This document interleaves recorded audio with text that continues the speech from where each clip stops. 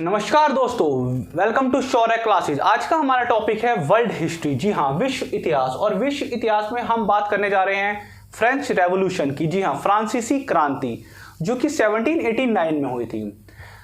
आपकी 9th class से लेके ग्रेजुएशन तक के क्लास तक ये काफ़ी इंपॉर्टेंट टॉपिक है। तो आइए शुरू करते हैं। सबसे पहले जब भी हम किसी क्रांति की बात करते हैं तो हमारे मन में आता भाई अगर क्रांति हुई है तो वहाँ फाइट हुई होगी, लोग इकट्ठे हुए होंगे और राजा के खिलाफ या किसी ऐसे राजतंत्र के खिलाफ उन्होंने विद्रोह कर दिया होगा। तो क्रांति का अर्थ, रेवोल्यूशन का अर्थ होता है किसी चीज में परिवर्तन होना, पॉजिटिव परिवर्तन होना। जरूरी नहीं है कि मारपीट के द्वारा ही क्रांति की जाएगी। जैसे हरित क्रांति है और ग्रीन रेवोल्यूशन है, वाइट रेवोल्यूशन है। तो क्रांति का अर्थ होता है किसी चीज में परिवर्तन होना, किसी तकनीक में परिवर्तन होना, विचारों में परिवर्तन होना, लोगों की सोच में परिवर्तन होना, या चली आ रही जो व्यवस्था है उसको चेंज करना ही क्रांति कहलाता है। तो आइए शुरू करते हैं। सबसे पहले आज हम बात करते हैं फ्रांसीसी क्रांति की कि फ्रांसीसी क्रांति क्या है और ये कैसे शुरू हुई। तो यहाँ मैं आपको बताना चाहता हूँ, जब भी कोई क्रांति होती है तो उसकी क्रांति के पीछे कोई एक कारण नहीं होता। उसमें आर्थिक कारण भी हो सकते हैं, राजनीतिक भी हो सकते हैं, सांस्कृतिक भी हो सकते हैं, सामाजिक भी हो सकते हैं और धार्मिक कारण भी हो सकते हैं। उसी प्रकार से जब फ्रेंच रेवोल्यूशन हुआ था तो उसमें अनेकों कारण थे, आर्थिक, राजनीतिक, सांस्कृतिक, सामाजिक और धार्मिक कारण। बेसिकली जब जनता परेशान जब होती है तो अपने राज सिंहासन पे अगर वो कोई भी व्यक्ति बैठा हो तो उसे वो उखाड़ फेंकती है। उसी प्रकार से फ्रांस में भी हुआ, अमेरिका में भी ऐसा ही हुआ। चाहे वो आप किसी का भी इतिहास उठा लो, भारत का इतिहास ही क्यों ना हो, अगर जनता परेशान होएगी तो वो अपने राजा को या उस सिंहासन से उठा के फेंक देगी। यहाँ पे हम बात करते हैं विश्व इतिहास, फ्रांस की क्रांति 1789, कारण और उसके प्रभाव। अभी हमें इन सभी कारणों को जानना है, आर्थिक, राजनीतिक, सांस्कृतिक, सामाजिक, विदेशी, इन सभी कारणों पे हम चर्चा करने की कोशिश करेंगे। तो आइए शुरू करते हैं। सबसे पहले यहाँ बताया हुआ है, हम सभी जानते हैं कि फ्रांस की क्रांति जो 1789 में हुई थी, फ्रांस की क्रांति आधुनिक युग की एक महान घटना थी। और यह क्रांति निरंकुश राजतंत्र और सामंती शोषण वर्ग के विरोध में जनता के द्वारा की गई थी। तो हम यहाँ कह सकते हैं जो फ्रांस की क्रांति हुई थी वहां पे राजा के खिलाफ, और जो राजा के जो नीचे जो उनके चेले चपाटे थे, सामंती वर्ग थे, उनके खिलाफ जनता ने एक आंदोलन करा। उसी को ही फ्रेंच रेवोल्यूशन के नाम से जानते हैं। तो आइए शुरू करते हैं। अब यहाँ पे हम बात करते हैं 15वीं सेंचुरी की। अगर हमें फ्रांस की क्रांति को समझना है तो फ्रांस के इतिहास को थोड़ा और पीछे से चलना शुरू करना पड़ेगा। भाई फ्रांस में क्या था, फ्रांस में 15th-16th सेंचुरी में एक राजवंश था। अगर हम बात करें तो 14th सेंचुरी से ही शुरू हो जाता है। तो 14th सेंचुरी में बुर्बो राजवंश आया फ्रांस में। अब जैसे कि उदाहरण के लिए अगर मैं बात करूं कि भाई जो भारत था, जो भारत है, भारत में 15वीं शताब्दी में जो वो मुगल आए, 15वीं-16वीं शताब्दी में मुगल आए, बाबर आया, हुमायूं आया, अकबर आया, तो इनका राजवंश आगे चलता रहा। उसी प्रकार से 14th-15th सेंचुरी में फ्रांस में बुर्बो राजवंश का शासन था। बुर्बो राजवंश में एक राजा हुआ जिसका नाम था लुई फोर्टीन। एक किस्म का घमंडी राजा था, एक किस्म का निरंकुश राजा था, एक किस्म का अत्याचारी राजा था। हम कह सकते हैं कि जो लुई 14 जब राज सिंहासन पे बैठा तो उसने अपने लिए एक विशाल वर्साय का महल का निर्माण करवाया। वर्साय का महल आपने सुना होगा, वर्साय की संधि भी। तो लुई 14 ने वर्साय का पैलेस एक बनवाया जो कि काफी विशाल था और उस पर भी काफी ज्यादा पैसा खर्च हुआ। और ये पैसा कहाँ से आया होगा भाई, लोगों से तो मतलब लिया होगा टैक्स के रूप में। तो लुई 14 एक किस्म का निरंकुशवादी शासन था, अत्याचारी शासक था और अपने साम्राज्य को फैलाने मतलब अब उसका ये था कि भाई अपने फ्रांस को और ज्यादा विशाल कर दिया जाए, साम्राज्यवादी नीति अपनाता था। तो पहले फ्रांस काफी छोटा सा था, लेकिन लुई 14 ने आक्रमण कर करके फ्रांस का काफी विशाल एक्सपेंड कर दिया, उसको काफी बढ़ा दिया। तो हम यहाँ पे अभी हमने जाना कि भाई फ्रांस में क्या था, फ्रांस में बुर्बो राजवंश का शासन था। जैसे भारत में मुगल आए थे भाई, पहले बाबर आया, हुमायूं आया, अकबर आया, है ना। उसी प्रकार से हम कह सकते हैं कि मुगल राजवंश, उसी प्रकार से फ्रांस में बुर्बो राजवंश था। उसमें लुई 14 आया और लुई 14 ने अपने फ्रांस को और ज्यादा साम्राज्यवाद मतलब नीति का अपना के अपने फ्रांस को और ज़्यादा विशाल बड़ा कर लिया। जैसे आप देख सकते हैं यहाँ पे लुई 14 ने क्या करा, पहले फ्रांस ये छोटा सा था, फिर उसने यहाँ आसपास पे आक्रमण कर करके अब फ्रांस को एक विशाल मतलब देश में कन्वर्ट कर दिया। क्यों? क्योंकि वो एक उसका मानना था कि भाई फ्रांस और ज़्यादा विशाल होना चाहिए, और उसका मानना था कि ईश्वर ने उसको भेजा है लोगों के ऊपर अधिकार करने के लिए, लोगों के ऊपर शासन करने के लिए। तो अब हम आगे बढ़ते हैं। अभी हमने जाना कि फ्रांस में बूर्बो राजवंश का शासन था और फ्रांस को यूरोप में सर्वाधिक शक्तिशाली देश के रूप में स्थापित किया। भाई सिंपल सी बात है, जब कोई एक राजा साम्राज्यवादी नीति पर वो चलता। भाई अब आप पूछोगे साम्राज्यवाद क्या होता है? साम्राज्यवाद का अर्थ होता है जब कोई भी देश अपने देश के अलावा किसी दूसरे देश की भूमि पर, किसी दूसरे देश के संसाधनों पर भी अधिकार जमाने की कोशिश करता है और वो उनका शोषण करने की कोशिश करता है और वो उसको अपने क्षेत्र में हड़पने की कोशिश करता है, तो ये साम्राज्यवाद कहलाया जाता है।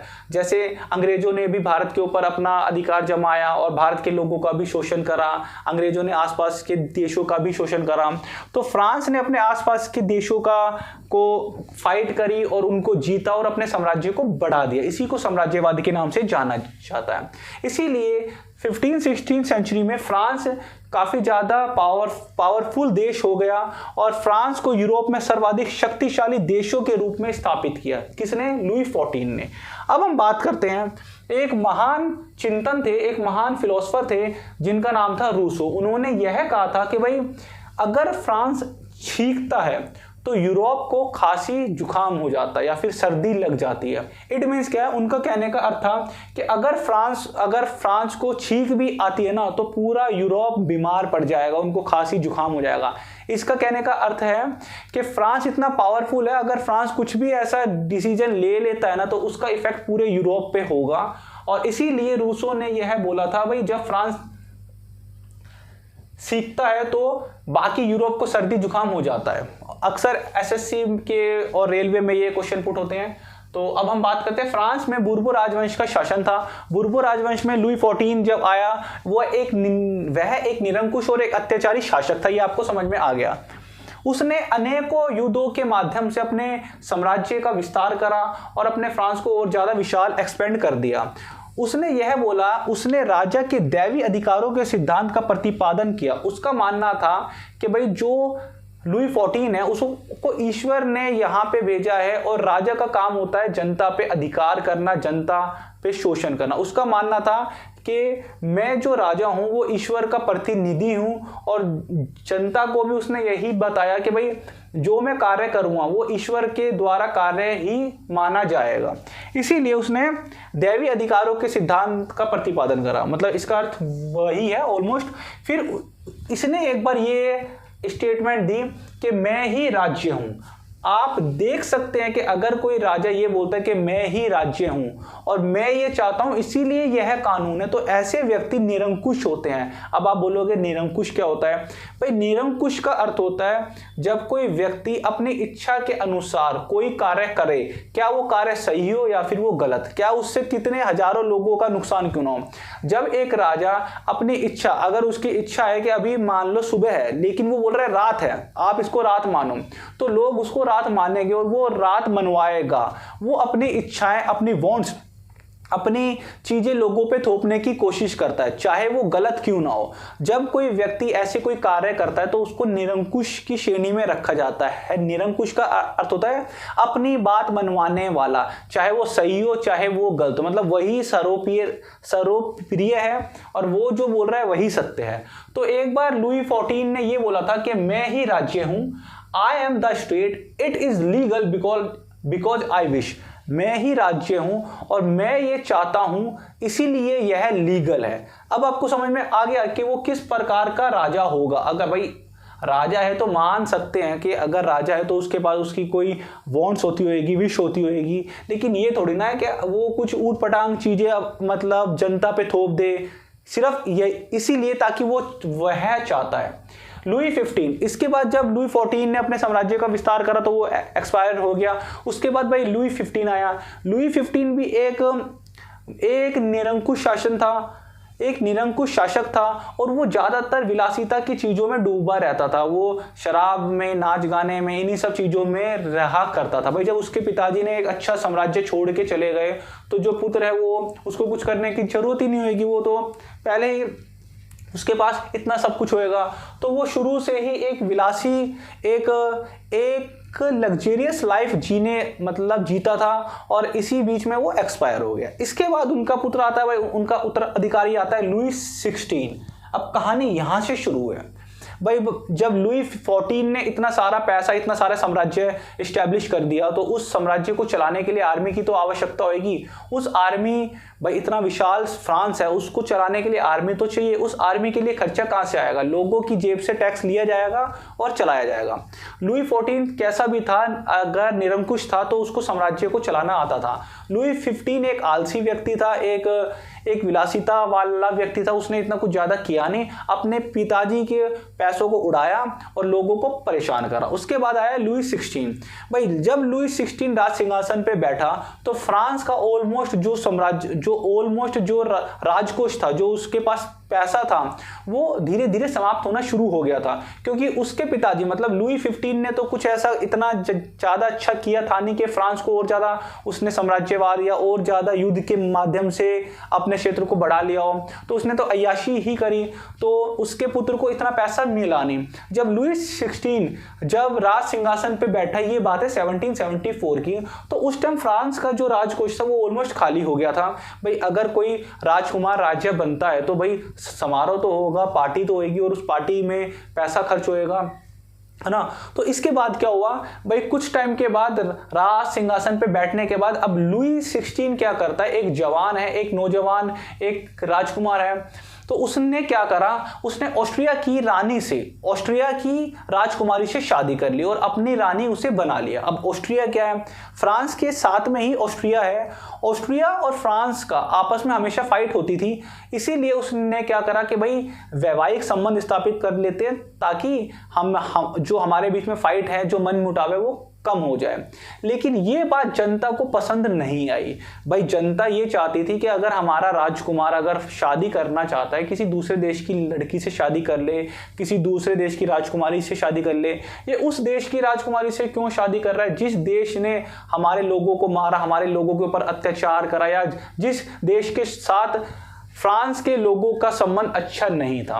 तो फ्रांस की जनता राजा के जो लिए उनके जो विचार थे वो थोड़े चेंज हो गए, क्योंकि ये उस देश की, भाई सिंपल सी बात है, अगर भारत के कोई एक ऐसे इंसान जो बहुत फेमस इंसान हो, या मतलब सलमान खान की ही बात कर ले, अगर वो शादी करने की कोशिश करते हैं, उनका अगर विचार हो कि भाई मैं तो पाकिस्तान से एक लड़की है उससे शादी करना चाहता हूं, तो भारत में बहुत सारे उनके फैन ऐसे हैं जिनको थोड़ा हर्ट फील होएगा कि भाई यार भारत में लड़कियों की कमी थोड़ी थी। भाई भारत में भी सुंदर कन्याएं हैं, तो आप यहाँ पे किसी को देख के शादी कर लेते, आपने वहीं से ही कन्या क्यों चुनी?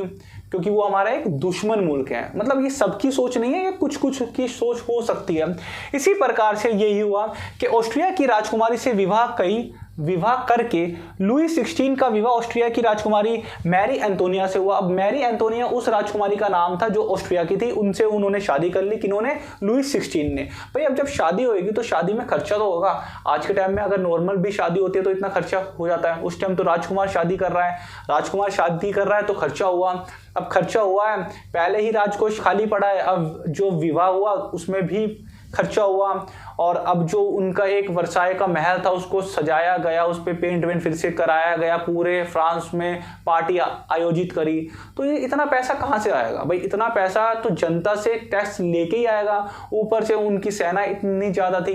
अब राजकोष खाली हो चुका था। अब जो नई नवेली दुल्हन आई है जिनका नाम है मैरी एंटोनिया, जब वो शादी करके आई, इन्होंने भी क्या करा, पार्टियां करनी शुरू कर दी और आए दिन सम्मेलन शुरू कर दिए। अपने फ्रेंड्स जो आजकल जैसे किटी पार्टियां होती हैं, इन्होंने भी भाई नई नवेली दुल्हन है तो मानता हूं कि पार्टी होना स्वाभाविक है, परंतु इन्होंने उनके जो भाई अगर अब तो वो रानी होगी ना, भाई रानी ने मीन्स हद से ज्यादा पैसा खर्च करना शुरू कर दिया अपनी सुंदरता के ऊपर। आए दिन वर्साय के महल में कभी कुछ सम्मेलन, कभी कुछ पार्टी, तो इतना ज्यादा खर्चा हो गया कि फ्रांस का जो राजकोष जो बचा कुछ था वो और ज्यादा ही खत्म हो गया। अब हम बात करते हैं आगे की।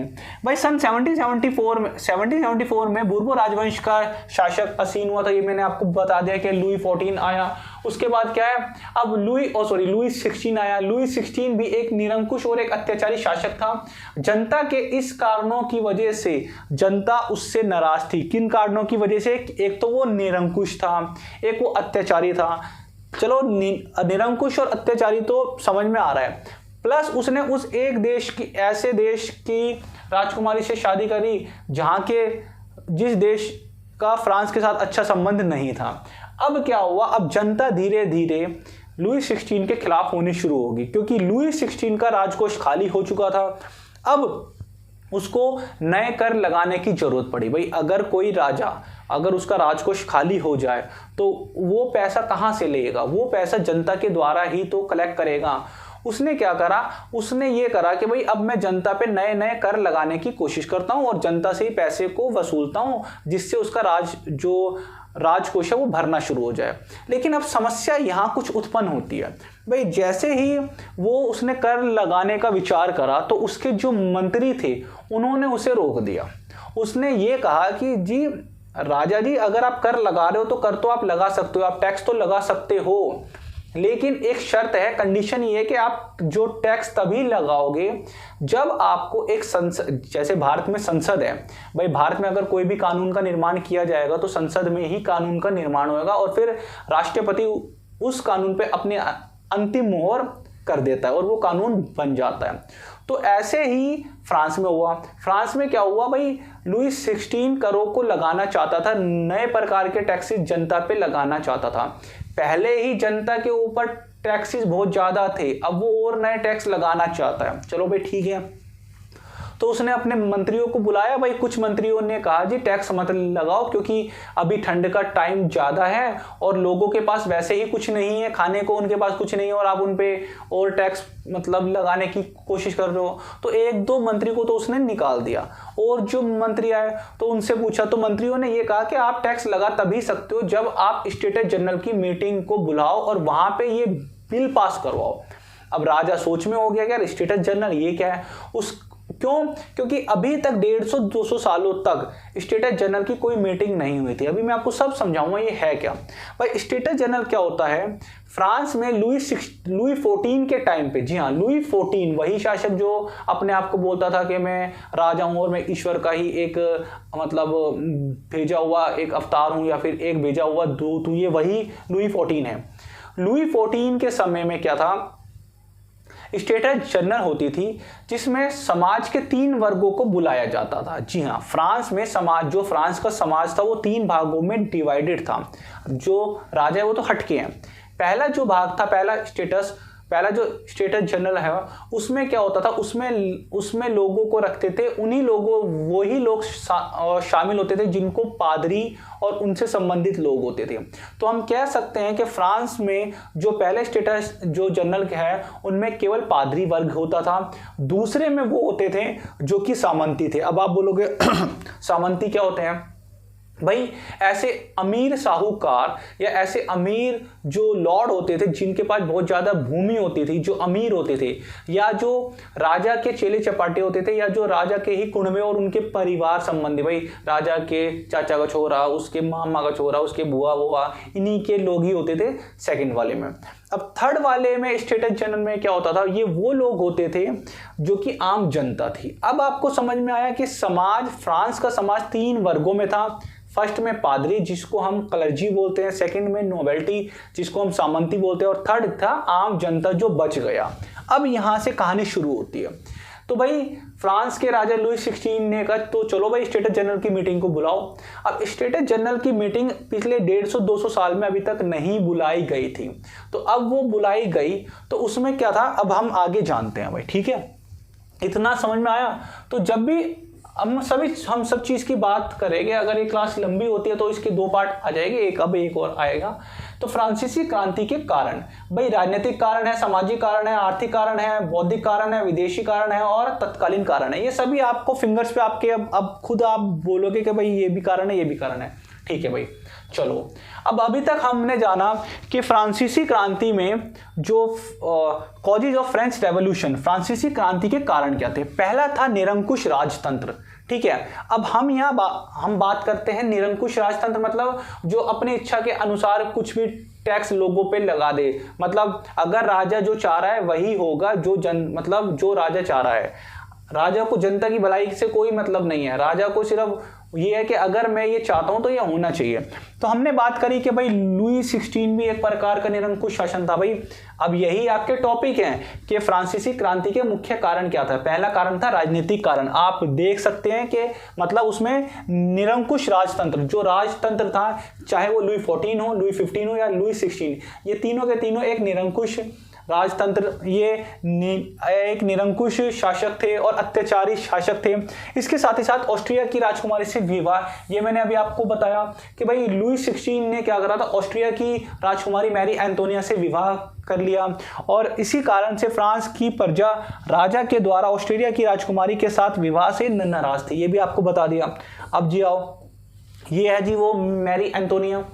अब ये अपनी खूबसूरती को बरकरार रखने के लिए बार बार कभी कुछ आयोजन करती थी और कभी पैसे इतने खर्च कर देती थी। इसके बाद क्या ये 2 पॉइंट समझ में आए भाई। पहला पॉइंट तो निरंकुश शासक था, उसके बाद क्या है, ऑस्ट्रिया की राजकुमारी से विवाह। थर्ड पॉइंट में आप लिख दोगे कि रिक्त राजकोष, वहाँ का जो राजकोष था वो बिल्कुल खाली हो चुका था भाई। अब आप के पास पैसा है नहीं, फिर भी आप बार बार समारोह कर रहे हो, आप पार्टियां कर रहे हो। आपकी जो धर्म पत्नी है, जो मैरी एंटोनिया है, वो अब नए नए पार्टियां कर रही है, तो पैसा तो है नहीं। वो पैसा कहाँ से लिया जाएगा, वो पैसा लोगों से ही लिया जाएगा। रिक्त राजकोष था। राजरोहण के समय फ्रांस का राजकोष खाली था, इसका कारण लंबे समय तक चलने वाले युद्ध थे। आप इस पे फोकस कीजिएगा, इसका कारण लंबे समय तक चलने वाले युद्ध, क्योंकि भाई फ्रांस कभी कभी इधर उधर फाइट करता था अपने साम्राज्य को बढ़ाने के लिए। तो जो अब फाइट होएगी तो उसमें सैनिक तो जाएंगे, सैनिकों के साथ साथ उनके रख रखाव के लिए, उनके भोजन के लिए भी। आज के टाइम में फाइट थोड़ी ना कि 1 दिन 2 दिन हुई। अब आप रूस और यूक्रेन की फाइट ही देख लो, 1 साल से ऊपर हो गया। उस टाइम जो फाइटें होती थी 2-2 साल, 3-3 महीने, 5-5 महीने होती थी, उसमें बहुत पैसा खर्च होता था। इन युद्धों के कारण फ्रांस का वित्तीय संसाधन नष्ट हो गया। एक तो वैसे ही पैसा नहीं, ऊपर से राजकुमार जी ने शादी कर ली। तो अभी तक हमने पढ़ा था कि किस प्रकार से रिक्त राजकोष भी फ्रांसीसी क्रांति का एक मुख्य कारण था, क्योंकि भाई राजा का जो खजाना था, राजा का जो राजकोष था, वो ऑलमोस्ट समाप्त हो चुका था, क्योंकि बार बार वो युद्ध कर रहा था, बार बार उसकी रानी पार्टी कर रही थी। तो अब हम यहाँ पे आगे पढ़ते हैं कि रानी का खर्चीला स्वभाव, रानी का खर्चीला स्वभाव भी राजकोष की कमी होने का एक मुख्य कारण था। आए दिन महल में समारोह आयोजित किया जाता था। इसके बाद हम बात करते हैं वर्साय का महल। मैंने आपको पहले भी बताया था कि जो वर्साय का महल है वो लगभग मेन जो सिटी से 12 मील की दूरी पे था, और वो इतना बड़ा, इतना विशाल महल था कि लुई 14 के समय में उस महल का निर्माण किया गया था। जब लुई 14 ने उस महल का निर्माण करवाया तो उस टाइम से लेके अब तक उस महल के रख रखाव के लिए और हर साल उसकी मेंटेनेंस के लिए काफ़ी पैसे की ज़रूरत पड़ती थी, जो कि राजकोष से ही दिया जाता था। इसी के साथ साथ क्या था, आप ये भी सोच सकते हैं कि उस महल में 3 से 4 हज़ार लोग हमेशा रहते थे। यही हम कह सकते हैं कि वर्साई के महल में कम से कम 3-4 हज़ार तो सर्वेंट, वर्कर वहाँ पे काम करते थे। भाई अगर वहाँ राजा रहता है, रानी रहती है, तो 3-4 हज़ार जो नौकर चाकर है उस महल की देख रेख करते थे। कोई खाना बनाता है, कोई कपड़े धोता है, कोई मतलब महल की सफाई करता है। तो 3-4 हज़ार लोग नौकर एक महल में काम कर रहे हैं, तो उसका भी खर्चा काफ़ी ज़्यादा हो जाता होगा। तो अगला पॉइंट था आपका ये कि वर्साय का महल। फ्रांस की राजधानी पेरिस से 12 मील की दूरी पर वर्साय का विशाल महल था। राज दरबार की शानो शौकत बनाए रखने की फिजूल खर्ची का बोझ अलग से था। अभी तक हमने जाना कि भाई राजकोष का जो खाली होने का मुख्य कारण क्या है। भाई राजा का खर्चीला स्वभाव होना, रानी का खर्चीला स्वभाव होना, फ्रांस का मतलब युद्ध बार बार लड़ना। इसी के साथ साथ है जो राजा का महल है, जिसको वर्साई के महल के नाम से जानते हैं, वो काफ़ी विशाल है। उसके रख रखाव पे पैसा खर्च करना, और बार बार रानी कभी कुछ आयोजन करती है, कुछ पार्टियां करती है, कुछ सम्मेलन करती है, तो ये सारा था। अगला पॉइंट में क्या है, अमेरिका की स्वतंत्रता संग्राम में फ्रांस द्वारा सहायता प्रदान करना। भाई अगर फ्रांस के राजा की खुद की फाइट हो तो चलो समझ में भी आता है कि फ्रांस ने अपनी सेना, मतलब फ्रांस के राजा ने अपनी सेना भेज दी। अब फ्रांस ने क्या करा, अमेरिका में 13 इंग्लैंड की बस्तियां थी। अब यहां पे आप समझना, यहां बोलना क्या चाह रहा हूं मैं, ये अमेरिका है, अमेरिका में 13 इंग्लैंड की बस्ती थी। उस टाइम पे आपको पता है कि 1774 के आसपास का ये वो समय है कि जब अमेरिका की आज़ादी का जो समय था, उसी समय के आसपास ही फ्रांस और इंग्लैंड के बीच में शत्रुता और ज़्यादा देखने को मिली, क्योंकि पूरे विश्व पे फ्रांस भी अपना वर्चस्व स्थापित करना चाहता था। पूरे विश्व पे ये सोचता था कि भाई फ्रांस सबसे पावरफुल है, और दूसरी साइड पे इंग्लैंड ये दर्शाना चाहता था कि भाई इंग्लैंड सबसे पावरफुल है। तो इन दोनों ने, फ्रांस ने और इंग्लैंड ने, दोनों ने ही अमेरिका के ऊपर अपने औपनिवेश ठिकाने बनाए हुए थे। अब आप ये बोलोगे औपनिवेश क्या होता है, भाई इंग्लैंड ने भी तो भारत के ऊपर औपनिवेश किया था, साम्राज्य किया था, शोषण करा था भारत के लोगों का।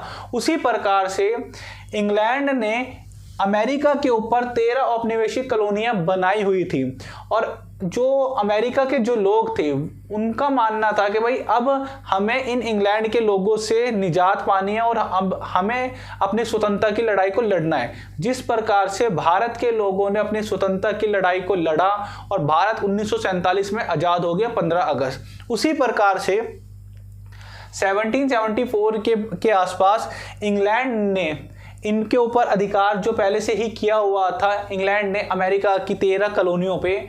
उधर अब फ्रांस ने ये सोचा भाई अगर मैं अमेरिका का सपोर्ट करता हूँ, अमेरिका के लोगों की मदद करता हूँ उनकी स्वतंत्रता प्रदान करने में, तो इससे इंग्लैंड की हार हो जाएगी, क्योंकि इंग्लैंड और फ्रांस दोनों ही एक दूसरे के शत्रु थे। तो यहाँ पे फ्रांस ने क्या करा, अपनी सेना को भेज दिया अमेरिका को आज़ादी दिलाने में। भाई अगर अपनी खुद की फाइट हो तो समझ में आ रहा है, दूसरे की फाइट में भी इसने अपनी सेना को भेज दी। क्यों?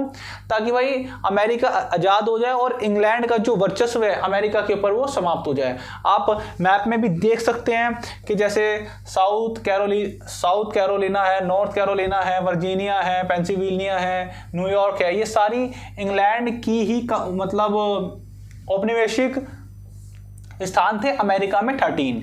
तो इसमें यही बताने की कोशिश की गई है कि लुई 16 के शासनकाल में फ्रांस ने अमेरिका को 13 औपनिवेशिक को साझा शत्रु ब्रिटेन से आज़ाद कराने में सहायता दी थी। अब भाई अगर फ्रांस अमेरिका को आज़ाद करवा रहा है, इसका अर्थ क्या है कि फ्रांस ने अपनी आर्मी को भेजा होगा अमेरिका भेजा, और उस आर्मी ने इंग्लैंड की आर्मी से फाइट करी है। और इंग्लैंड की आर्मी से फाइट करी किसने? एक तो अमेरिका के लोगों ने, प्लस अमेरिका के लोगों का साथ दिया था फ्रांस की सेना और अमेरिका के लोगों ने इंग्लैंड के लोगों से फाइट करी, तब जाके ये अमेरिका स्वतंत्र हुआ। अब जब फ्रांस ने अपनी सेना को भेजा तो सेना क्या फ्री में थोड़ी ना जाएगी, भाई सेना के ऊपर भी तो पैसा खर्च हुआ होगा, भाई आने जाने का, खाने पीने का, रहने का। तो इससे क्या हुआ, इससे फ्रांस के ऊपर लगभग 7 अरब लिब्रे का और कर्ज पड़ गया। अब आप बोलोगे ये लिब्रे क्या है? जैसे भारत के जो करेंसी है उसको रुपए के नाम से जाना जाता है, अमेरिका की करेंसी को डॉलर के नाम से जाना जाता है, उस टाइम पे फ्रांस की करेंसी थी लिब्रे। तो फ्रांस की करेंसी के ऊपर 7 अरब लिब्रे का तो और अधिक मतलब कर्ज हो गया। अभी तक 2-2.5 अरब लिब्रे का था, अब 7 अरब और हो गया। क्यों? क्योंकि अमेरिका को स्वतंत्र कराने में भाई जो फ्रांसीसियों को, मतलब फ्रांसीसी सेना को भी तो नुकसान हुआ होगा, भाई वहां पे आर्मी गई है, कोई एक्सपायर भी हुआ होगा, आने जाने, खाना पीना और रहना और वेपन्स का खर्चा, बहुत सारे खर्चे होते हैं। इसी के साथ साथ यहाँ पे बताया हुआ है कि अब जो फ्रांस का राजा था उसका राजकोष ऑलरेडी खाली हो चुका था। अब उसने दूसरे की लड़ाई में भी खुद मतलब एंट्री मार ली, तो और मतलब राजकोष जो बचा कुचा था वो भी खाली हो गया। अब फ्रांस के राजा ने अपने यारों प्यारों से और अपने दोस्तों से कर्जा मांगा, अपने आसपास से कर्जा मांगा। तो वो कर्जा इतना ज़्यादा हो चुका कि अब उस कर्जे को चुकाना भी काफ़ी मुश्किल हो गया। तो आप यहाँ पे देख सकते हैं फ्रांसीसी सरकारों का करों में वृद्धि। अभी तक आपको इतना पॉइंट समझ में आ गया? तो फ्रांसीस फिर सरकार ने क्या करा, अब फ्रांस के पास सिर्फ यही ऑप्शन आया, फ्रांस के राजा के पास लुई 16 के पास, कि भाई अब हम करों में वृद्धि करते हैं और लोगों से ही टैक्स उठाते हैं और लोगों से जो टैक्स आएगा उससे हमारे राजकोष में भी वृद्धि होगी और हम जो लोग हमने जिनका से कर्जा लिया हुआ है हम उनको कर्जा भी वापस कर देंगे। अब यहाँ पे क्या है, फ्रांसीसी सरकार द्वारा करों में वृद्धि करना। अब यहाँ पे बोला हुआ है फलस्वरूप फ्रांसीसी सरकार अपने बजट का बहुत बड़ा हिस्सा देनदारियों के कर्ज को चुकाने में दे देती थी। ये मैं पॉइंट अभी आपको बता चुका हूँ कि भाई अब उनके पास इतना पैसा भी नहीं था कि वो जितना फ्रांस ने कर्ज लिया हुआ है उसको भी वापस कर दे।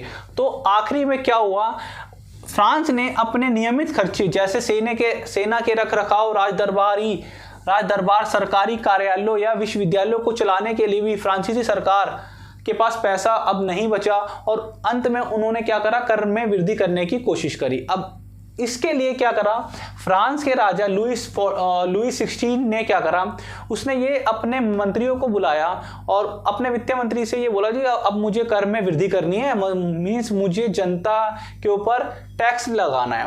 तो मंत्री ने ये कहा जी कि जनाब आप जनता के ऊपर टैक्स ऐसे नहीं लगा सकते, क्योंकि अगर आपको टैक्स लगाना है तो इसकी एक अलग से नियम है। नियम ये है कि भाई आपको 3 स्टेट, मतलब फ्रांस का जो पूरा फ्रांस है उनका जो सामाजिक स्वरूप है वो 3 स्टेटस में बटा हुआ है। उनका कहना था कि आपको तीनों स्टेटस की मीटिंग को बुलाना होगा और वहां से अपने जो आप टैक्स लगाना चाहते हो उस टैक्स की अप्रूवल करवानी होगी।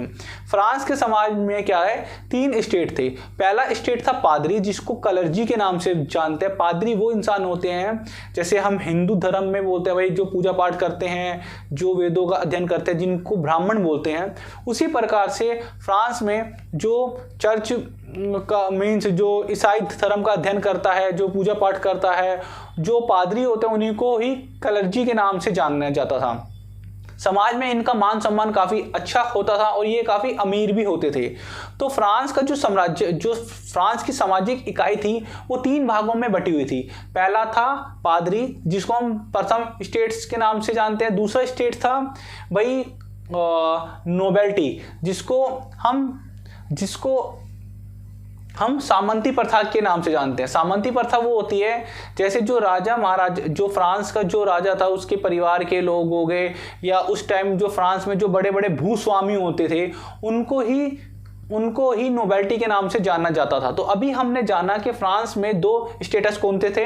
पहले पे पादरी था, दूसरे पे नोबेल्टी था। पादरी मतलब जो चर्च में होते हैं, चर्च वाले। दूसरे हो गए नोबेल्टी, जिनके पास बहुत ज़्यादा भूमि होती है। जैसे आपने हिंदी फिल्मों में भी देखा होगा कि साहूकार के जो बड़े बड़े साहूकार होते थे उनके पास बहुत ज़्यादा भूमि होती थी, तो उनको अक्सर वो नोबेल्टी में रखते थे, मतलब कि सामंती व्यवस्था। थर्ड पॉइंट पे आता है, थर्ड स्टेट वो होता है जहाँ पे आम किसान मजदूर, जहाँ पे आम किसान है, मजदूर है, और जो बच जाता था वो फ्रांस के तृतीय श्रेणी के स्टेटस में आता था। अभी हम इनके ऊपर चर्चा भी करते हैं। तो 18वीं सदी में फ्रांसीसी समाज 3 स्टेटस में बटा था। केवल तीसरे स्टेटस के लोगों को ही कर अदा करना पड़ता था। तो यहाँ बताया हुआ है भाई पहला जो स्टेटस है वो है पादरी का, जिसको हम कलर्जी के नाम से जानते हैं। फ्रांस में उसको वो कर नहीं देता था। जब राजा को पादरी कर नहीं देगा तो क्या राजा की इनकम होएगी? बिल्कुल नहीं होएगी। इसके बाद जो फ्रांस के अमीर लोग थे, मतलब जो सामंती व्यवस्था थे, सामंती व्यवस्था में बोलते हैं जो नोबेल्टी वाले लोग थे जिनके पास बहुत ज़्यादा भूमि थी, भूमि पे बहुत बड़े बड़े उनकी भूमि थी, उनके फ्रांस में नोबेल्टी के ऊपर भी कर नहीं लगाया जाता था। मतलब जो सामंती व्यवस्था थी उनसे भी कर नहीं लिया जाता था। कर लिया जाता था तो सिर्फ टैक्स लिया जाता था जो निचले स्तर के, जो तीसरे स्टेटस के जो लोग थे उन्हीं से टैक्स लिया जाता था। अब सिंपल सी बात है, समाज में केवल टैक्स उन्हीं लोगों से लिया जाता है जिनके पास कुछ था ही नहीं, तो राजकोषीय में कहाँ से इनकम आएगी? और अब उनके ऊपर और टैक्स लगाने की कोशिश की जा रही है। तो बेसिकली यहाँ बताने की यही बात की गई है कि फ्रांस के राजा लुई 16 ने आम जनता के ऊपर टैक्स और ज़्यादा पोतने के लिए और ज़्यादा लगाने के लिए स्टेटस जनरल की मीटिंग को बुलाना ठीक समझा। ये वही स्टेटस जनरल है, ये वही स्टेटस जनरल की मीटिंग है जो अब तक 150-200 साल तक नहीं हुई थी। वो लुई 14 के टाइम पे आखिरी मीटिंग हुई थी, उसके बाद अभी तक नहीं हुई थी। तो अब जब उसके मंत्रियों ने ये कहा कि भाई आप मीटिंग को बुलाओ, अब मीटिंग का भी एक अपना ही रूल है, अगर मीटिंग ने उसको पास कर दिया, भाई मीटिंग तो पास कर देगी, क्योंकि एक स्टेटस में मतलब पादरी है, दूसरे स्टेटस में नोबेल्टी है, मतलब जो जिनके पास बहुत ज़्यादा भूमि है, थर्ड स्टेटस में है, जो मजदूर है, किसान है, अमीर वर्ग, छोटे मोटे अमीर वर्ग ये है। तो इन तीनों में से जिसमें से वोट सबके से ज़्यादा मिल जाएंगे, राजा उसी को ही बहुमत सिद्ध कर देगा। अब यहाँ बात करते हैं तीन स्टेटस कौन होते हैं। अब यहाँ पे आप देखो, सिर्फ आपको यही समझना है भाई, जो फ्रांस में थे फर्स्ट स्टेटस जो थे उसमें थे कलर्जी, जिसको हम पादरी के नाम से भी जानते हैं। ये समाज में काफ़ी संपन्न वर्ग होता था और ये काफ़ी अमीर और मतलब बहुत सामान्य व्यक्ति, मतलब जो बहुत सामान्य जनत व्यक्ति इनको समझा जाता था। इसके बाद आता है इस नोबेल्टी में कौन होते हैं, ये जो सामंत वर्ग होते हैं, इनके पास काफ़ी इनकम होती थी, क्योंकि जो पादरी हैं, जो कलर्जी है, इनके पास इनकम का अपना एक खुद का सोर्स होता था, क्योंकि आम जनता से भी ये टैक्स लिया करते थे। जी हाँ, जब आम जनता चर्च में आती थी और आम जनता को भी चर्च के नाम पे, ईश्वर के नाम पे पादरियों को कुछ चंदा और टैक्स देना पड़ता था। तो एक तो भाई जो आम लोग हैं वो पादरियों को भी टैक्स दे रहे हैं, आम लोग हैं वो इनकी भी सेवा कर रहे हैं, जो सामंत वर्ग है, जो जिनके पास बहुत ज़्यादा भूमि है, और आम जो लोग हैं वो राजा को भी टैक्स पे कर रहे हैं। अब राजा और बोल रहा है कि भाई टैक्स उनको और दिया जाए, तो आम लोग, आम जनता कहाँ से इतना टैक्स लेके आएगी, उनकी तो इनकम ही नहीं है। तो पादरी इनसे, आम जनता से कर भी लेती थी। नोबेल्टी भी आम जनता से अपने खेतों पे, अपने साम्राज्य पे, अपनी प्रॉपर्टियों पे काम करवाते थे। अब बचा ये थर्ड स्टेट में जो बेसिकली जो और जितने व्यक्ति रह गए वो थर्ड स्टेट में आते थे। आपको ये बात याद रखनी है कि इन्हीं थर्ड स्टेट के लोगों ने ही फ्रांस की क्रांति में मुख्य भूमिका अदा करी, क्योंकि ये दोनों वर्ग टैक्स नहीं पे करते थे। तो अब हम बात करते हैं पूरी आबादी में लगभग 90% किसान या 90% किसान थे। भाई पूरी आबादी का 90% जब किसान होगा और लगभग 60% के अमीर का अधिकार था।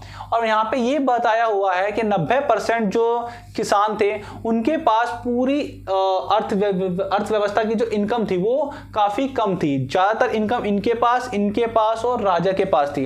अब हम बात करते हैं प्रथम दो स्टेटस, कुलीन वर्ग। अब यहाँ पे अगला आपका टॉपिक है प्रथम दो स्टेटस का महत्वपूर्ण विशेष अधिकार। ये मैं आपको बता ही चुका हूँ कि प्रथम दो स्टेटस कुलीन वर्ग एवं पादरी वर्ग के लोगों को कुछ विशेष अधिकार जन्म से ही प्राप्त थे। इनको कोई भी टैक्स नहीं देना पड़ता था राजा को। ये भी एक आपका टॉपिक हो जाएगा, मतलब ये भी एक आपका कारण हो जाएगा फ्रांसीसी क्रांतियों का मुख्य कारण। अगला कारण है कुलीन वर्गों के विशेष अधिकार। ये मैं आपको बता चुका हूं, एक बार आप जूम करके यहाँ पे देख सकते हो कि ये क्या है। यही वो स्टेटस जनरल की मीटिंग है। स्टेटस जनरल कुछ इस प्रकार से होता था। ध्यान दे कि तृतीय स्टेट में कुछ लोग धनी थे तो कुछ लोग निर्धन भी थे। प्रथम में आ गया पादरी, दूसरे में आ गया कुलीन और तीसरे में आ गए बड़े व्यापारी, अर्धली कर्मचारी, वकील, किसान, कारीगर, मजदूर, किसान, भूमिहर, मजदूर और नौकर। ये सारे तृतीय स्टेट में आते थे। तो सिर्फ इसी स्टेट को ही टैक्स देना पड़ता था, इन दोनों को कोई टैक्स नहीं देना पड़ता था।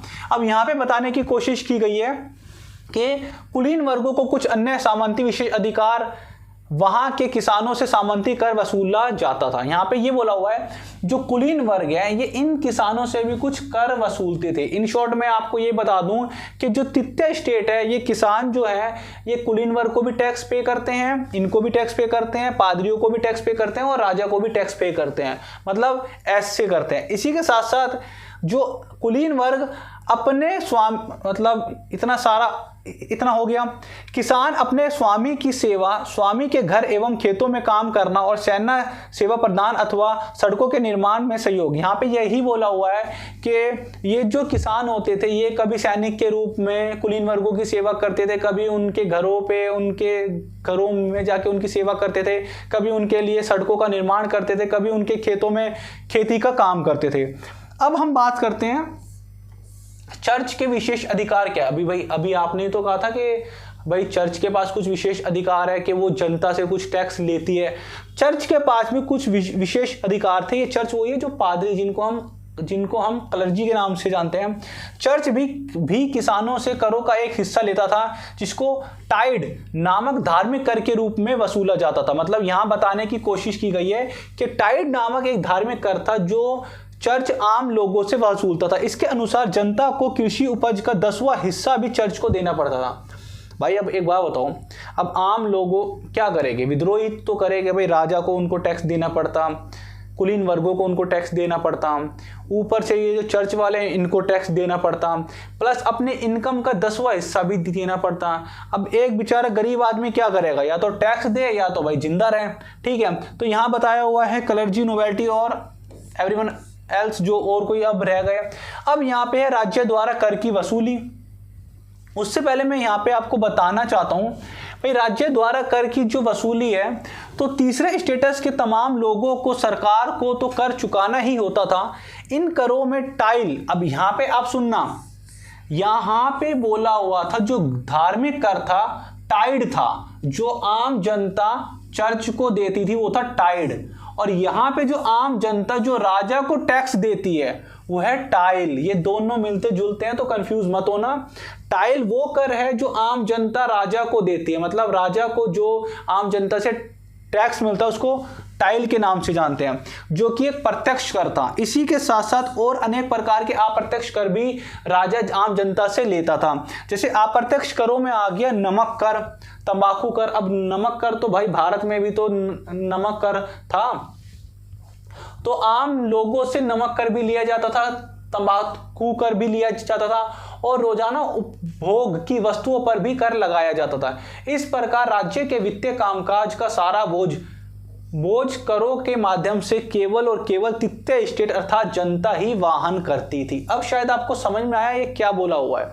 यहाँ पे ये है कि भाई जनता से ही सब प्रकार का टैक्स उठा लो, सेकंड स्टेट और फर्स्ट जो स्टेटस है उनको छोड़ दो, वो तो वैसे ही छुटे हुए थे। अब जीने का संघर्ष, अब यहाँ पे आप सुनना, फ्रांस की जनसंख्या सन 1715 में लगभग 2.3 करोड़ के आसपास थी, जो 1789 में बढ़कर 2.8 करोड़ हो गई। अब ये उस टाइम का समय है 1789 और 1750 के आसपास का। उस टाइम पे फ्रांस में काफ़ी ज़्यादा ठंड आ गई थी, मतलब ठंड का ज़्यादा मतलब सीजन था भाई। जब ठंड होएगी तो उस टाइम पे खेती भी नहीं हो पाएगी, जब खेती नहीं हो पाएगी तो वस्तुओं की कीमतों में वृद्धि हो जाएगी, क्योंकि जब वस्तु ही उत्पादन नहीं होएगी, जब खाद्यान्न ही मतलब उत्पादन नहीं होगा तो जो गिने चुनी वस्तुएं उनकी कीमतें बढ़ जाएगी। जब वस्तुओं की कीमतें बढ़ जाएगी तो सिर्फ अमीर लोग ही उन्हें खा पाएंगे, गरीब लोग उन्हें खा ही नहीं पाएंगे।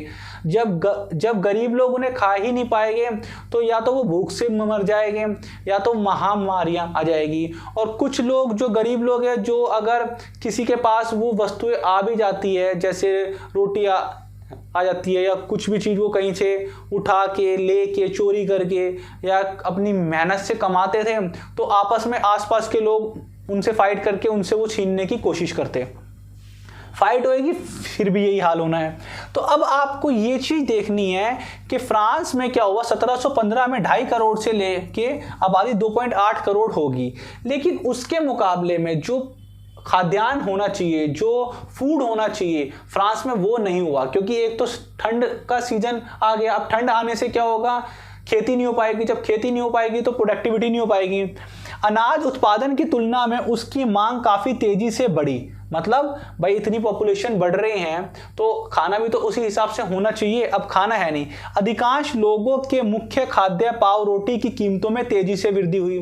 अब पाव रोटी की कीमतों में उस टाइम पे क्या था, जैसे इंडिया में तो हम गेहूं और गेहूं से बनी हुई चीज़ों को ज़्यादा खाना पसंद करते हैं, लेकिन फ्रांस में क्या था, पाव रोटी होती है। पाव रोटी जैसे एक ब्रेड होता है बंद, पाव रोटी वहाँ पे ज़्यादातर जो आम जनता थी वो पाव रोटी खाती थी।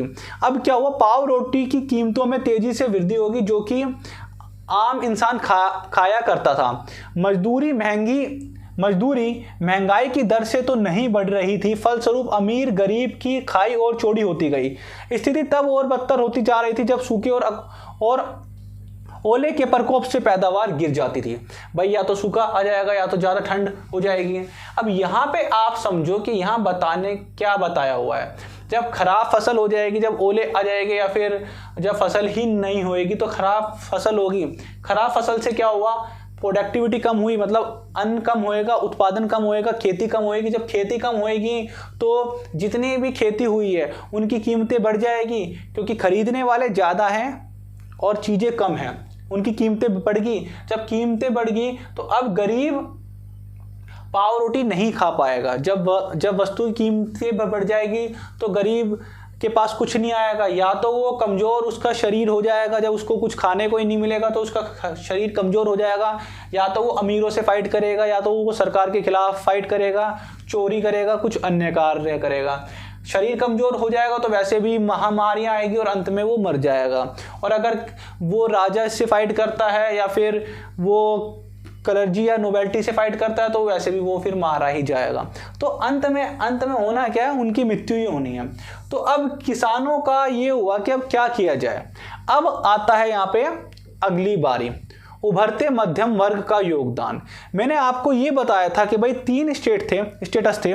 जो तीसरा स्टेटस था, एक बार आप इसे अच्छी तरह देखिए, इसमें क्या है, इसमें बड़े व्यवसाय भी हैं, व्यापारी भी है, ठीक है, कर्मचारी भी है, वकील भी है, किसान और कारीगर भी है, छोटे किसान, भूमिहार, मजदूर, नौकर। तो यहाँ पे बताया गया है जो तृतीय स्टेट के जो लोग थे उसमें कुछ व्यापारी थे, कुछ मजदूर थे, कुछ किसान थे, कुछ नौकर थे, कुछ अदालती कार्य करने वाले थे, कोई कर्मचारी था, कोई वकील था।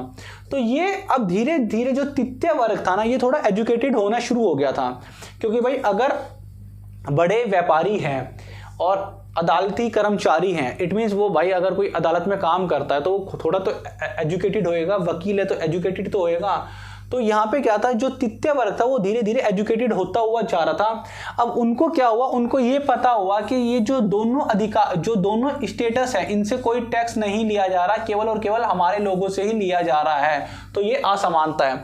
तो उभरता मध्यम वर्ग का योगदान, 18वीं सदी में एक नया सामाजिक समूह का उदय हुआ जिसका मध्य वर्ग कहा गया। यही मध्य वर्ग है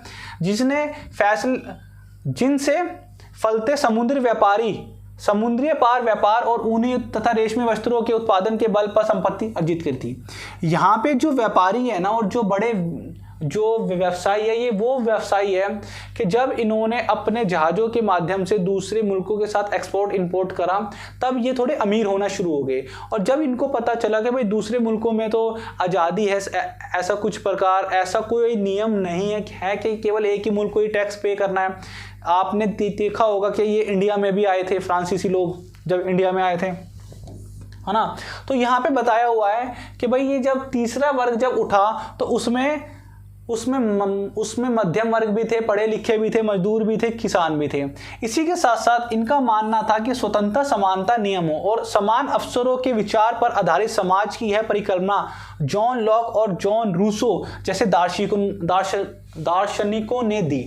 तो यहाँ पे बताया हुआ है कि तृतीय स्टेट के लोग जब धीरे धीरे जागरूक हुए तो इनको जागरूक करने के पीछे उस समय कुछ ऐसे फिलोसफर, उस समय कुछ ऐसे महान चिंतन थे जिन्होंने समाज के वर्गों को उठाया। अब जैसे भारत की बात करें, भाई भारत की आज़ादी में सिर्फ शहीदों का योगदान नहीं है, उन फिलोसफर का भी है जिन्होंने उस समय पुस्तकें लिखी, उस समय कहानी लिखी, उस समय नाटक बनाया, उस समय जो गीत के माध्यम से, प्रतियोगिता के माध्यम से, नाटक के माध्यम से लोगों को बताया कि हमें आज़ादी चाहिए, आज़ादी का मतलब क्या है।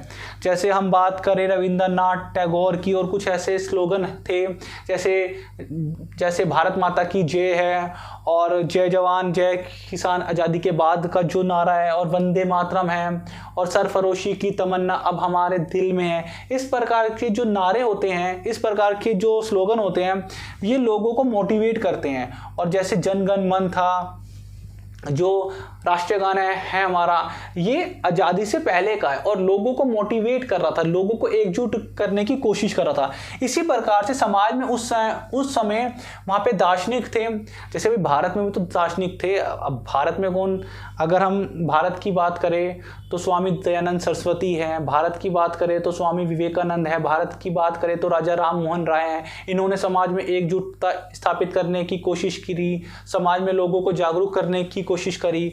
तो ये ऐसे वहाँ पे दार्शनिक हुए जिन्होंने सामान्य लोगों को बताया कि आपके अधिकार क्या है। आपका अधिकार है स्वतंत्रता, आपका अधिकार है समानता और सभी को एक समान समझना। तो अब हम बात करते हैं राजनीतिक की। राजनीतिक कारण क्या है वो मैं आपको बता चुका हूं। पूर्व राजशाहीवादी राजा ने कहा कि उसके पास दैवीय शक्ति है, ये मैं आपको ऑलरेडी बता चुका हूं। लुई 14-15 शक्तिशाली राज्य प्रशासन का केंद्रीकरण था और वहां पे व्यापक रूप में भ्रष्टाचार होता था, ये भी आपको बता चुका हूं। फ्रांस में प्रतिनिधि संस्थाओं को त्याग दिया। मैंने आपको ये बोला था कि लुई 14 के समय में ही कितने स्टेट की मीटिंग इन तीनों को बुलाया जाता था, लेकिन 14 के बाद वो ना 15 में आई और आई तो 16 में आई। तो फ्रांसीसी आम आदमी को कोई प्रतिनिधि नहीं मिल रहा था। अब यहाँ पे फ्रांसीसी क्रांति के कुछ मुख्य कारण और सांस्कृतिक कारण। संस्कृति में क्या था कि कुछ ऐसे राजनीतिक चिंतन थे, फिलोसफर थे, जिनमें थे एक मोंटेस्क्यू ने कहा कि शक्ति पृथ्वीकरण का सिद्धांत। उनका मानना था कि principle of separation of the power, उनका मानना था कि पावर को अलग अलग कर देना चाहिए। भाई आज जैसे विधान पालिका अलग है, कार्यपालिका अलग है, न्यायपालिका अलग है, इन सभी के तीनों के अलग अलग काम है। सरकार के 3 अंग है, कार्यपालिका, विधानपालिका, न्यायपालिका, सभी के तीनों के अलग अलग काम है, तीनों की अलग अलग पावर है। तो मॉन्टेस्क्यू ने भी ये बोला था कि भाई राजा की जो शक्तियां उसको बांट देना चाहिए, कार्यपालिका अलग, न्यायपालिका अलग और विधानपालिका अलग। और इनकी एक बुक भी है, उनकी बुक का नाम है द स्पिरिट ऑफ लॉ। अक्सर ये एग्जाम में पुट की जाती है कि द स्पिरिट ऑफ लॉ किसकी बुक है या मॉन्टेस्क्यू की बुक का नाम क्या है। इसी के साथ साथ एक अन्य चिंतन के नाम थे वोल्टेयर। वोल्टेयर ने चर्च अथॉरिटी से सवाल किया कि अभिव्यक्ति की स्वतंत्रता की वकालत की जाए। अब वोल्टेयर ने भी ये बोला, भाई उस टाइम पे क्या था, जो चर्च था वो चर्च ही लोगों के ऊपर मतलब दैवीय अधिकार बताता था कि आप जैसे भारत में होता था यार, भारत में ब्राह्मण, क्षत्रिय, वैश्य, शूद्र थे। तो जो शूद्र थे उनके पास कोई अधिकार नहीं था, ना वेदों को पढ़ने का था, ना संस्कृत बोलने का था, ना शिक्षा ग्रहण करने का था। तो उसी प्रकार से यहाँ पे वोल्टेयर ने ये बोला, वोल्टेयर ने आवाज उठाई कि भाई जो चर्च की जो प्रभु सत्ता है, जो चर्च के ऊपर के पास जो अधिकार है, वो अधिकार चर्च को, जनता को देने चाहिए, क्योंकि स्वतंत्रता सभी के लिए जरूरी है और स्वतंत्रता से ही व्यक्ति अपना विकास कर पाएगा। इसी प्रकार से कुछ अन्य किताबें हैं जो उस टाइम पे काफ़ी ज़्यादा इंपॉर्टेंट थी और लोगों ने जब उन किताबों को पढ़ा तो और थोड़ा मोटिवेट हुए। जैसे द एज ऑफ लुई 14, ये रूसो की पुस्तक है। और मनुष्य स्वतंत्रता पैदा होता है लेकिन हर जगह जंजीरों में जकड़ा जाता है, रूसो ने ये भी एक पुस्तक को लिखा था। तो ये सारे आपके दार्शनिक और सामाजिक कारण भी आ जाएंगे कि दार्शनिक लोगों ने कौन कौन सी पुस्तकें लिखी, उसमें क्या क्या बताया हुआ, आप अपने एग्जाम में लिख सकते हो। इसी के बाद क्या है, रूसो ने ये बोला कि जंजीर में जकड़ा हुआ, हाँ रूसो की एक पुस्तक और थी कि भाई रूसो की एक पुस्तक और थी, मोस्ट इंपॉर्टेंट है सामाजिक अनुबंध। ये काफ़ी इंपॉर्टेंट पुस्तक है जिसको सोशल कॉन्ट्रैक्ट के नाम से भी जाना जाता है। इसी के साथ साथ एमिली ऑन एजुकेशन, ये भी एक रूसो की पुस्तक है। तो इन्होंने अपने पुस्तकों के माध्यम से, पत्रों के माध्यम से लोगों को जागरूक करने की कोशिश करी। और उस समय जो समाज में जो असमानताएं थी, जो समाज में जो राजनीतिक असमानता थी, धार्मिक असमानता थी, आर्थिक असमानता थी, उनको पर्दाफाश करने की कोशिश करी। तो इन्होंने अपनी पुस्तकों के माध्यम से, पत्रों के माध्यम से लोगों को जागरूक करने की कोशिश करी। अब बात करते हैं यहाँ पे सांस्कृतिक कल्चर कि संस्कृति उस टाइम पे मतलब कल्चर कॉजेस क्या क्या थे, मतलब फ्रांस की क्रांति के। तो यहाँ पे है विज्ञान, धार्मिक, धर्म, अर्थशास्त्र पर ज्ञान की प्राप्ति, एक क्रांति। ये एक और थे, डिट्रॉट ने अपनी एक पुस्तकों में बताया कि विज्ञान, राजनीति, धर्म, अर्थशास्त्र पर ज्ञान प्राप्ति का एक क्रांतिकारी 35 खंड संग्रह। तो डिट्रॉट ने एक पुस्तक लिखी जिसमें उस पुस्तक में धर्म के बारे में भी बताया, अर्थशास्त्र के बारे में भी बताया, राजनीति के बारे में भी बताया। और उन्होंने ये पुस्तक 35 खंडों में है। और उनकी एक और पुस्तक है इंसाइक्लोपीडिया में भी उन्होंने इसको बताया कि किस प्रकार से धर्म के आधार पर लोगों को बांटा जा रहा है, ज्ञान की कमी के कारण लोगों को बांटा जा रहा है। जॉन लॉक की एक पुस्तक है द टेटराइज ऑफ गवर्नमेंट में। तो द टेटराइज ऑफ गवर्नमेंट में जॉन लॉक ने क्या करा, लॉक ने राजा के दैवी और निरंकुश अधिकारों के सिद्धांत का खंडन करा। भाई लुई 14 बोलता था ना कि मुझे तो दैवीय अधिकार है, तो जॉन लॉक की पुस्तक ने उस पुस्तक का नाम है John Locke two territories of the government. तो जॉन लॉक ने two territories of the government में ये बोला कि भाई राजा का जो दैवीय अधिकार है वो ऐसा कुछ अधिकार नहीं होता, राजा तभी राजा होता है जब जनता जब तक चाहे। तो उसकी पुस्तक का नाम क्या था? Two territories of the government. तो ये सारे सांस्कृतिक कारणों में आ जाएंगे। और है तत्कालीन कारण। अब तत्कालीन कारण बस ये है, उसके बाद 5 मिनट में चैप्टर खत्म कर रहा हूं क्योंकि बहुत ज्यादा बड़ा हो चुका है। तत्कालीन कारण था, मैंने कहा था उस टाइम पे फ्रांस में ठंड काफ़ी ज़्यादा हो चुकी थी। ठंड की वजह से खेती नहीं हो पा रही, ना होने की वजह से पैदावार नहीं हो रही, और पैदावार ना होने की वजह से वस्तु की कीमतों में वृद्धि होगी और लोग बाग भूखे हो गए।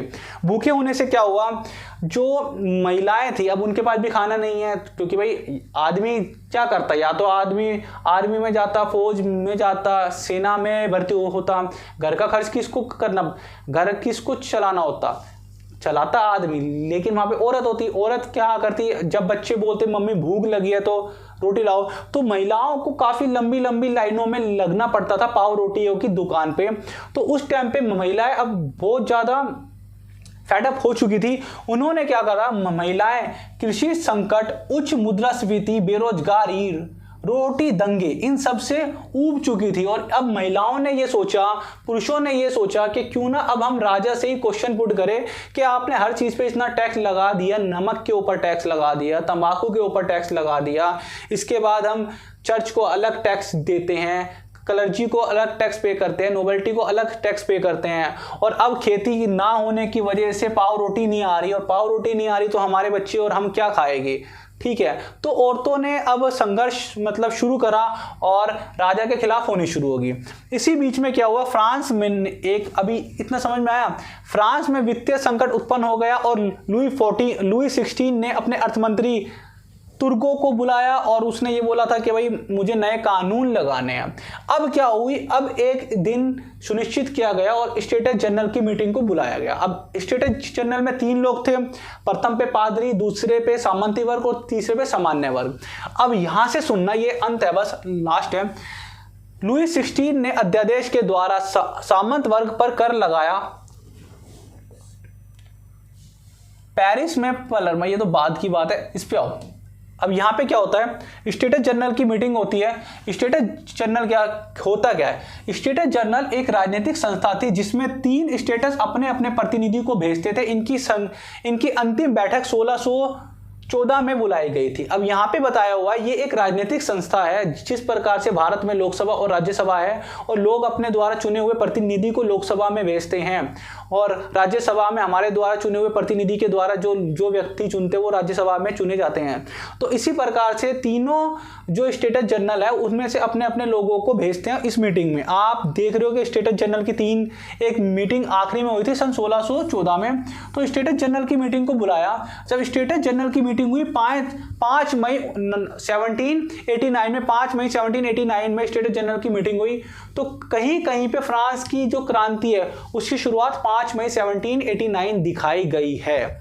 तो जब यह मीटिंग हुई तो फ्रांसीसी सम्राट लुई 16 ने 5 मई 1789 को नए करों का प्रस्ताव के अनुमोदन के लिए स्टेटस जनरल की बैठक को बुलाया। अब इतना समझ में आया।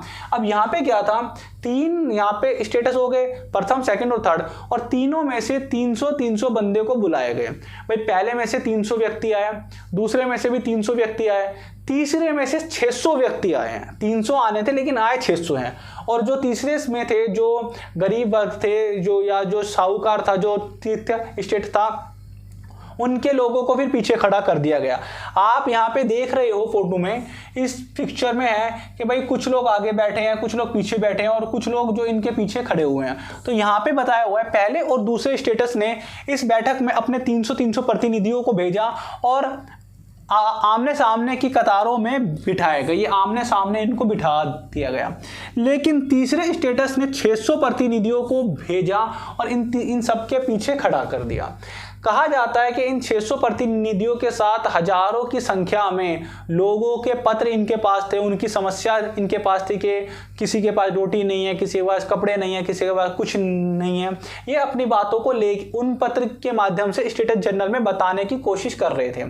लेकिन क्या हुआ, तीसरे स्टेटस का प्रतिनिधि इनके अपेक्षित समृद्ध और शिक्षित वर्ग का रहा था। अब तीसरे स्टेटस के प्रतिनिधि में केवल वही लोगों को भेजा गया जो उस टाइम पे बुद्धिमान थे, जो थोड़े पढ़े लिखे व्यक्ति थे और जो थोड़े अमीर थे। मैंने अभी आपको बताया था कि तीसरे स्टेटस में कौन था, कुछ ऐसे व्यक्ति भी थे जो पढ़े लिखे थे, अमीर थे और बुद्धिमान भी थे। आप देख सकते हो कि व्यापारी भी थे, अदालती कर्मचारी भी थे, वकील भी थे, किसान भी थे। तो इनमें से जो बुद्धिमान व्यक्ति थे उनको ही तीसरे स्टेटस में उनको उम्मीदवार के रूप में बना के भेजा गया। अब इतना समझ में आया आपको? बस अब खत्म होने वाला है, बस 5-7 मिनट हो रहे हैं। तीसरे स्टेटस के प्रतिनिधि इनके अपेक्षित समृद्ध एवं शिक्षित वर्ग के रहे थे। नोट, किसान, औरतें एवं कारीगरों का सभा में प्रवेश वर्जित था। अर्थात तीसरे स्टेटस की जब मीटिंग हो रही थी उस टाइम पे किसान, ना तो कोई किसान आएगा, ना औरतें आएगी और ना ही कारीगर उस मीटिंग में हिस्सा लेंगे। केवल और केवल कुछ पढ़े लिखे लोग ही उसमें मीटिंग में हिस्सा लेंगे। तृतीय स्टेटस की मांग, तृतीय वर्ग के प्रतिनिधियों ने मांग रखी कि अब की बार पूरी सभा का मतदान कराया जाए। अभी तक क्या रूल था कि 3 कैटेगरी है, फर्स्ट स्टेट, सेकंड और थर्ड। तो तीनों में से एक एक वोट चुना जाता था। भाई इसने बोला हाँ या ना, इसका 1 वोट होएगा, इसका 1 वोट होएगा और इसका भी 1 वोट होगा। क्या इनकी संख्या 300 रही हो, लेकिन वोट इनका एक ही काउंट होएगा। अब क्या हुआ, तृतीय स्टेट ने ये बोला कि भाई हमारे प्रतिनिधि ज्यादा हैं, तो अब एक इंसान का 1 वोट काउंट होए, ना कि एक स्टेज का 1 वोट काउंट हुए। तो इसीलिए जब तृतीय स्टेट ने यह मांग रखी कि हर एक व्यक्ति का एक अपना मत काउंट होना चाहिए, तब क्या हुआ, राजा ने इस बात को मानने से इनकार कर दिया। क्यों? क्योंकि राजा को पता था कि तृतीय स्टेट में भी कुछ ऐसे लोग हैं जो किसानों के साथ हैं, जो तृतीय स्टेटस वालों के साथ हैं।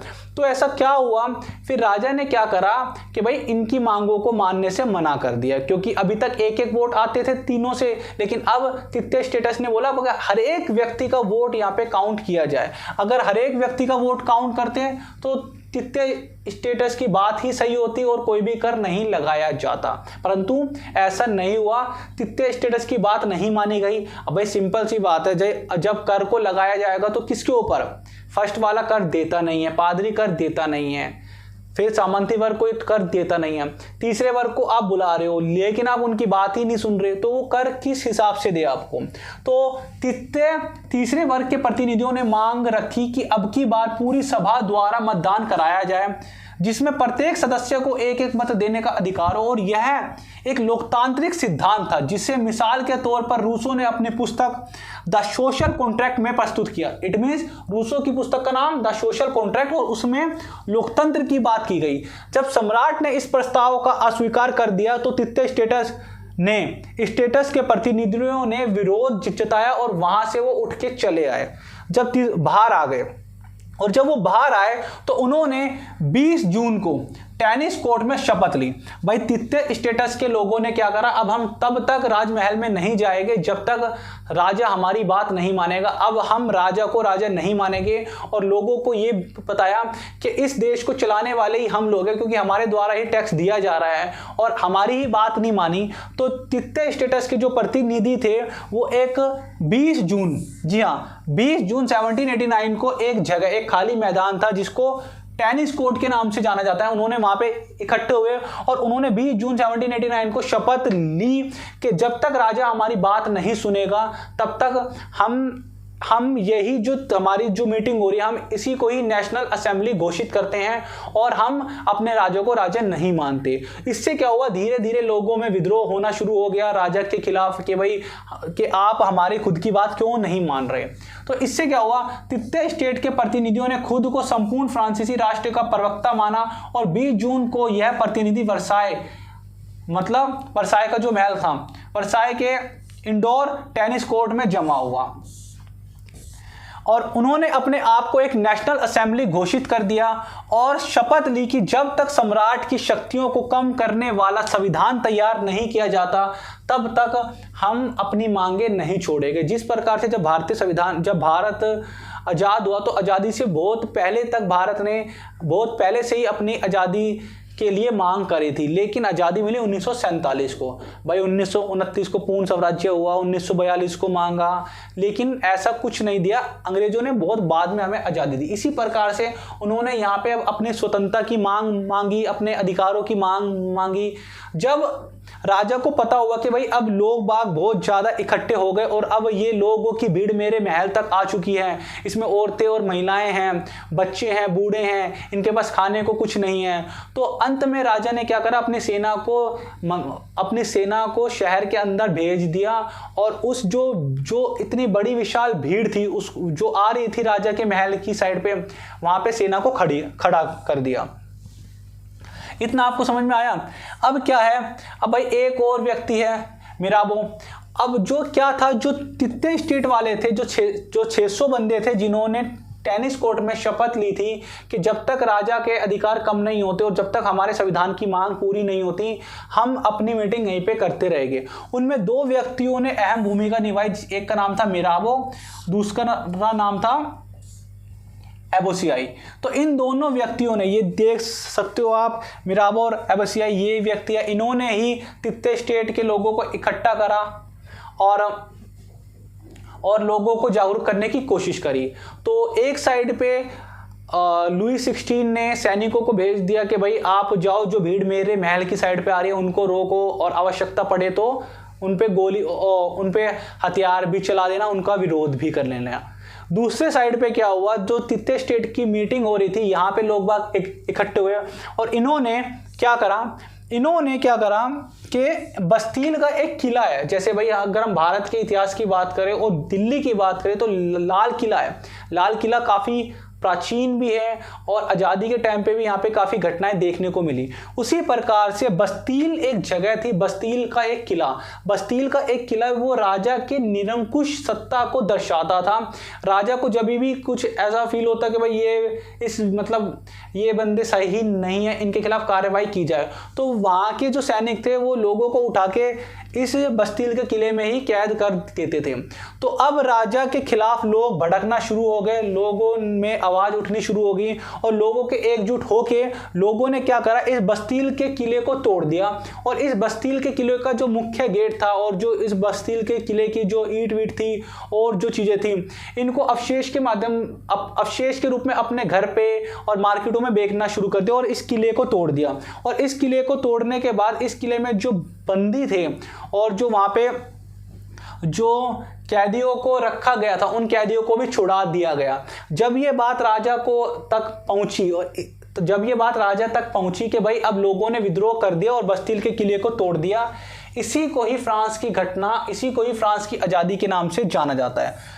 बस्तील पर धावा। दूसरी तरफ सम्राट ने सेना को पेरिस में प्रवेश करने का आदेश दे दिया। भीड़ ने 14 जुलाई को बस्तील पर धावा बोलकर उससे निस्तोनाबूद कर दिया। और अब ये क्या हुआ कि फ्रांस की क्रांति का जो दिन था वो था 14 जुलाई 1789। अब फ्रांस ने संविधान, इसके बाद क्या हुआ, जब सारे लोग राजा के खिलाफ हो गए तो राजा के सामने आए। अब राजा को हुआ कि भाई चलो ठीक है, अब मुझे लोगों की बात माननी पड़ेगी। तो राजा ने क्या करा, राजा ने जो नेशनल असेंबली था, जो तित्ते वर्ग ने जो टेनिस कोर्ट में एक नेशनल असेंबली अपने आप को बना लिया था, उनकी बातों को मान लिया। अब राजा ने ये बोला चलो ठीक है, अब हम आपकी बातों पे मानते हैं और अपने को अब एक संवैधानिक राजतंत्र घोषित करते हैं। कुछ समय बाद यहाँ पे राजा ने मतलब जनता के विरुद्ध काम करने की कोशिश करी।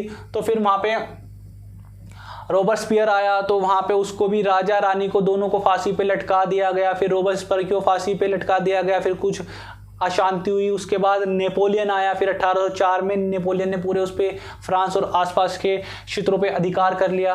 तो आपकी किताब में सिर्फ इतना ही था कि भाई फ्रांसीसी क्रांति क्या है, उसके कारण क्या है। अब फ्रांस ने संवैधानिक राजतंत्र स्थापना होगी 4 अगस्त 1789 को कि रात को असेंबली ने करो कर्तव्य और बंधनों वाली सामंती व्यवस्था का उन्मूलन करने का आदेश पारित कर दिया और 1791 में फ्रांस संवैधानिक राजतंत्र की नींव पड़ी। फ्रांस का एक नारा है स्वतंत्रता, समानता और बंधुत्वता, ये भारतीय संविधान ने भी अपनाया हुआ है। तो अब आप देख सकते हैं, अगर आपको वीडियो पसंद आए तो वीडियो को लाइक कीजिए, चैनल पे नए हैं तो सब्सक्राइब कीजिए, अपने दोस्तों तक बता दीजिएगा और आप मुझे बताइए कि क्या क्या इंप्रूवमेंट करना है। हालांकि मतलब जो मैं बताना चाहता था वो चीज़ नहीं आ पाई, वो धीरे धीरे ही आ पाएगी। तो एक बार हम फिर से बात करते हैं कि इनमें क्या क्या चीज़ें थी। बस 2 मिनट की है और उसके बाद चैप्टर समाप्त। अब यहाँ पे हमने बताया था कि फ्रांसीसी क्रांति के कुछ मुख्य कारण थे। कारणों में क्या क्या बात आई, अगर भाई आर्थिक, राजनीतिक, सांस्कृतिक, सामाजिक ये थे ना। राजनीतिक कारण में क्या था कि भाई राजा अपने आप को दैवीय अधिकार वाला मानता था, निरंकुश था और साम्राज्यवादी था। सामाजिक में क्या हो गया कि समाज 3 स्टेटस में बटा हुआ था, पादरी में, सामंती में और तृतीय में जो आम थे। आर्थिक में क्या था कि लोगों के ऊपर कर लगाया हुआ था और सिर्फ तृतीय स्टेट के लोगों के ऊपर कर लगाया हुआ था। इसके बाद हुआ क्या कि भाई कर सिर्फ तृतीय स्टेट पे भी था, वहाँ प्रत्यक्ष कर भी था, अप्रत्यक्ष भी था। तंबाकू के ऊपर कर था, नमक के ऊपर कर था और जो पुजारी थे, जो पादरी थे, उनको अलग से टैक्स देना पड़ता था उनको भी, और सामंत वर्गों की भी सेवा। विदेशी घटना में क्या हुई कि जैसे अमेरिका की स्वतंत्रता की लड़ाई में भाई फ्रांस भी कूद गया। फ्रांस जब कूदा तो फ्रांस के ऊपर और ज़्यादा उस पर आर्थिक समस्या उत्पन्न होगी।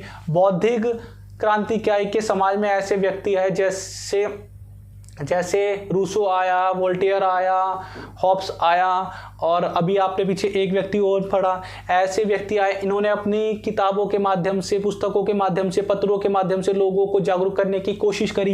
ये बौद्धिक कारण थे। इसके बाद था तत्कालीन कारण। तत्कालीन कारण क्या था कि वस्तुओं की कीमतों में बढ़ जाना, पाव जो रोटी थी उसकी कीमतें बढ़ जाना, ये सभी कारण थे फ्रांसीसी क्रांति थे। आई होप कि आपको समझ में आया। अगर वीडियो अच्छा लगे तो आप प्लीज़ लाइक कीजिएगा। तब तक मिलते हैं अगली क्लास में। जय हिंद, जय भारत।